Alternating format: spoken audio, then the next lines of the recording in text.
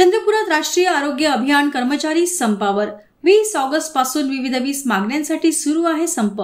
राज्यातील 36,000 कर्मचारी गेलेत संपावर। समायोजन ही आहे प्रमुख मागणी। मागण्या मान्य होईपर्यंत संप रेटण्याचा दिला इशारा। चंद्रपुरात राष्ट्रीय आरोग्य अभियान कर्मचाऱ्यांनी जिल्हा परिषद समोर संप निदर्शने सुरू केली आहेत। 20 ऑगस्ट पासून कर्मचारी विविध 20 मागण्यांसाठी संपावर गेले आहेत। राज्यातील 36,000 कर्मचारी संपावर गेले आहेत। समायोजन ही आंदोलक कर्मचाऱ्यांची प्रमुख मागणी आहे। मागण्या मान्य होईपर्यंत संप रेटण्याचा इशारा कर्मचाऱ्यांनी दिला आहे।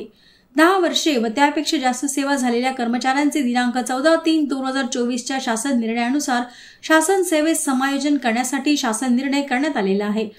परंतु 1.25 वर्षापेक्षा जास्त कालावधी होऊन गेला तरी त्याची अंमलबजावणी झालेली नाही। राष्ट्रीय आरोग्य अभियान अंतर्गत कंत्राटी कर्मचारी यांना नियमित करण्याचा निर्णय घेतला आहे। त्यानुसार त्यांना आरोग्य सेवेतील मान्यता प्राप्त समकक्ष पदावर सामावून घेण्यात येईल असे सांगण्यात आलेले होते, परंतु अभिभाषणामधील या निर्णयाची अंमलबजावणी पूर्ण झालेली नाही। NHM कर्मचारी यांना 95% मानधनवाढ व लॉयल्टी बोनस लागू करावा याबाबत अजूनही राज्य कर्मचारी समितीमध्ये मंजुरी झालेली नाही। आदी मागण्यांचा यात समावेश आहे। कंत्राटी कर्मचारी व अधिकारी 19 ऑगस्ट पासून बेमुदत कामबंद आंदोलनावर आहे, ज्यामुळे संपूर्ण महाराष्ट्रातील 36,000 कर्मचारी या आंदोलनात आहे।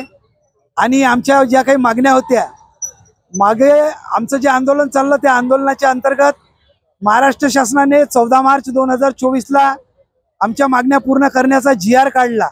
त्यामध्ये समायोजन ही आमची प्रमुख मागणी होती आणि समान काम समान वेतन।